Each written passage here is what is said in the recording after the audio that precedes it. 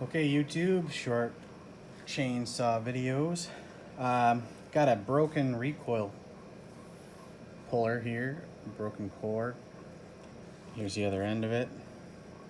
So I have the whole thing, but it's just busted. You know, it just broke on through the handle. This is for an old 26. So I wanted to show you kind of the easy way to replace this cord without having to take this apart, because as you may know, there is a very long flat spring in there, and there's these small components. There's this little dog, there's this little spring guide, there's all kinds of weird stuff in there. So normally this knot is kind of tucked down inside here on these old ones, on these Stihls. Maybe on the new ones it's similar, but they're generally kind of down in there like that. What you got to do, you can just pull the whole thing out, or you can get yourself a little pair of pliers and you can just pull this out this way. Now, for whatever reason, you still had a knot on the other end of this down here, you'd have to chop it off. Don't lose too much, because you need to know how much to replace it with as far as length. So let me just pull this out, and you can just, it'd be easier to do this off of camera, but you just got to work it out of there. So it'll go. See, there you go. All the way out. Now, you might think, well, maybe I could use this small piece here as a maybe fish line to pull in the new.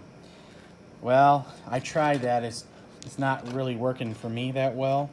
What you can do is get yourself a small screwdriver like this. One of these like watch style, or like an 1/8 inch or whatever. Get your new cord, which I have here, which is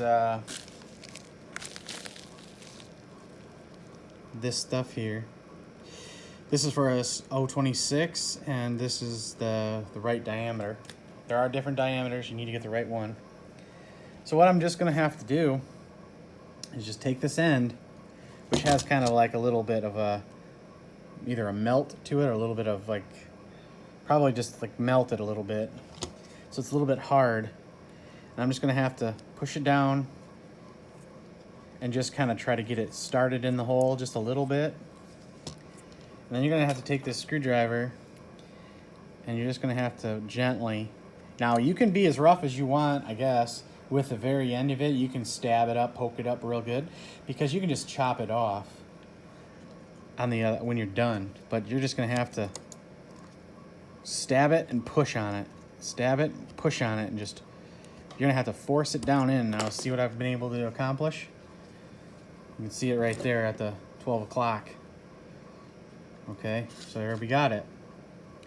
So now, how much do I pull through? Well, however much there used to be. So the best way to do that is to take your old one and pull it out as straight as you can and get that outer jacket kind of fully stretched, because it'll scrunch up on you.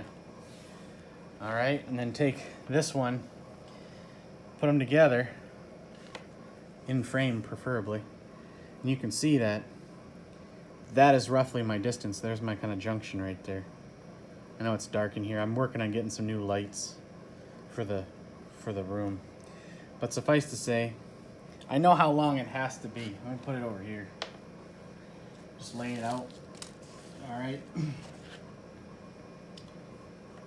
So then you just do a little bit of guessing, and you say, well, I'm here.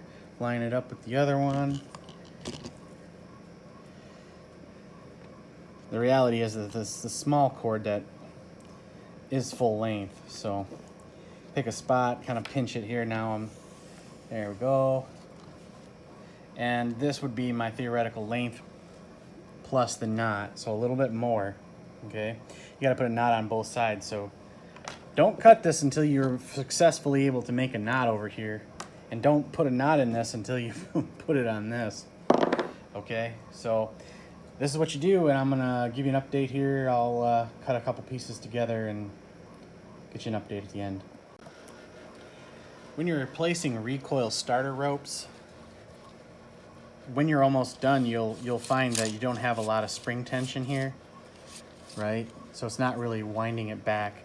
This is how you tighten that up on one of these. It's best if you can have this. I mean, it's almost impossible in some scenarios depending on the setup. But with a setup like this, what you do is you just pull this all the way out. So now I'm just coming down from the knot here through the little portal into here. Now just grab it here and just wind it, okay? And I mean, now I'm not, the rope is taking on a turn, a twist to it, right? But the rope is not winding into this, it's not spooling into this thing. It's just, I'm just forcing this spring to get really tight inside of there, okay? Now, it's very, very tight. Now you'll get to a point where you basically can't get it to go any further. You gotta hold it really tight. I'm holding it really tight, guys. Pull this, pull on it, do not let it go. And then I come up and around a couple times, okay? Because I need it to just give me a break. Now, it won't move on me now, okay? Unlike the camera, sorry about that. So now that I got this kind of stable, and I'm through that hole, it's so important you go through that hole or you're screwed, ultimately. So, finally, put it on, put it through the handle or however you attach it on yours. Okay, tighten it up, make it nice. All right, I like to kind of go back over once, so give me a little more there. A little more there. I like to come back under the knot. Even, I don't know. We need somebody to make a page called Short Knot Videos so we can learn how to tie a good knot, because I'm just not good at this. Not good. Oh my gosh. Okay. So now whatever I can do to make that fit down in there is good enough for me. Now check this out. Ho, ho, ho, ho. She's ready to rock, boys. Okay? And it's tight. Comes back and it don't want to leave. All right? That's how you do it, okay? Be safe, because springs have a lot of energy. If you got a flat spring that's out, this one has the spool. Underneath it is a plate that's holding down the flat spring. But some of these, I know, don't have that plate. The spring is just like wanting to spring out and wind on you. It's pretty... can be a little stressful if you got to hold down real hard on this spool. Man, it can get dicey. These steel ones are better. Some of these steel ones are better than some of the others I've tried. But that's how you get one of these to actually be tight for you, all right? So good luck.